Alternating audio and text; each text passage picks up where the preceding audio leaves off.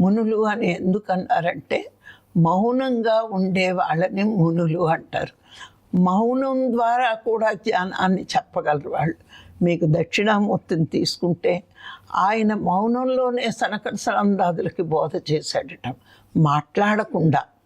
ఆయన ఒక్క మౌనమే కాదు, ఈ మౌనంగా మాట్లాడకుండా మౌనంగా ఉన్న మౌనం అంతర్మౌనానికి ప్రేరణనిస్తుంది. ఆయన 2 మౌనాలు చేశాడు దక్షిణామూర్తి, బాహ్య మౌనం, అంతర్మౌనం. ఈ 2 నిశ్శబ్దాల్లోని ఉన్నది ఏమైంది?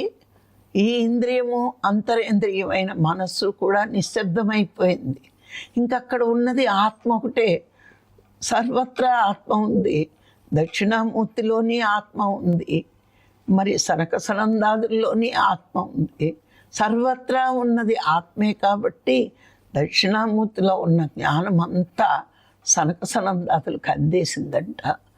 మరి అందుకే ముందు మనం జ్ఞానంలో ఎదగాలి అంటే వీలైనంత తక్కువగా మాట్లాడాలి, లేకపోతే మౌనంగా ఉండగలగాలి. ముందు బాహ్య మౌనాన్ని ప్రాక్టీస్ చేస్తే అంతర్మౌనమైన ధ్యానం మనకి చాలా బాగా కుదురుతుంది. మీరు ఎక్కడికైనా వెళ్తారు, వెళ్తే నష్టం కాదు, అక్కడ మన మాట వల్ల నష్టం వస్తుంది. ఒక్కొక్కసారి వాళ్ళతో మాట్లాడుతూ ఉంటాం, అక్కర్లేనివి ఎన్నో వచ్చేస్తూ ఉంటాయి. మళ్ళీ ఇంటికి వచ్చి ధ్యానంలో కూర్చున్నాక అవే వస్తాయి.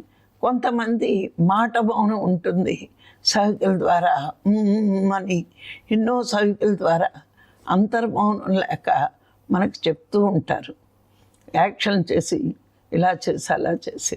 కానీ ఒక సాధన చేసేవాడికి బాహ్య మౌనం ఫస్ట్ ఉండాలి, తర్వాత అంతర్మౌనం ప్రాక్టీస్ చెయ్యాలి. అంతర్మౌనం అంటే ఏంటి? ధ్యానమే. అందుకే పత్రిగారు మౌనం గురించి మాట్లాడుతూ అంతర్మౌనానికి 90 మార్కులు ఇచ్చి, నోటితో మౌనానికి 9 మార్కులు, కడుపుకి తినకుండా ఉంటే 1 మార్కు.